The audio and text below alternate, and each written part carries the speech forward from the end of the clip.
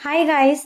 तर माऊला आणि त्रिशाला मी सकाळ सकाळी शाळेमध्ये सोडायला गेले होते आणि त्रिशा मॅडम काय चालायचं नावच घेत नव्हती, हळूहळू चालत होती. शेवटी मी तिचा हात धरला आणि तिला पटक्याने शाळेमध्ये सोडवले.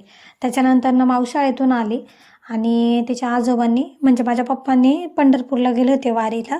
तर तिच्यासाठी एवढं सामान आणलं होतं ना, ज्याची तिला आता सध्या म्हणजे नाही का एवढी गरज पण नव्हती. इतकं सामान आणलं होतं बापरे, विचारायलाच नको.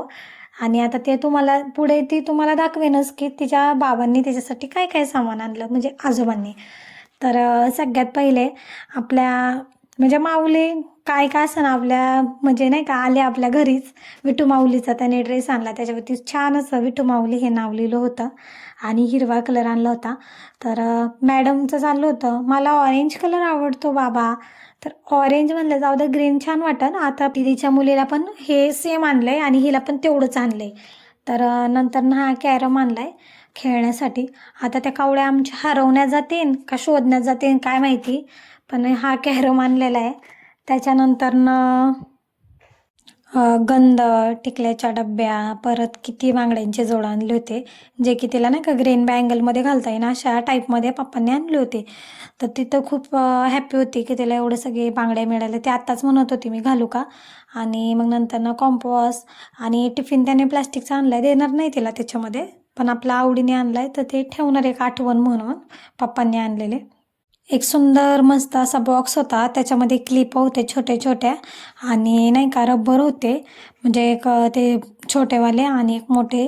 तर ते मोठेच यूज करणं, कारण त्या छोट्या नाही का रबरने डिस्को रबर म्हणतात त्याला, तर त्यांनी केस लहान मुलांचे तडकतात. त्याच्यानंतर त्यांनी नाही का चंद्रकोरच्या टिकल्या आणल्या होत्या, परत पिना आणल्या होत्या, यू पिना आणल्या होत्या, परत आपण गजरे लावतो ना त्या काळ्या पिना आणल्या होत्या. अशा भरपूर काही गोष्टी आणल्या होत्या. स्पिनर आणलं होतं. परत अजून नाही का पिपाणी आणली होती वाजवायची. छोटा असं ब्रेसलेट पण आणलं होतं आणि चेन पण आणली होती. आता माऊचं नाव म्हणजे माऊ आणि उत्कर्ष तर त्याने डी नावाचं आणलं होतं. तर मी म्हणले नाही का माझ्या बहिणीलाच देऊन टाकलं. ते म्हणले राहू दे तुलाच, तो ते डी काढा नुसती चैन तरी वापरते, थोडी ना चैन वापरणार आहे.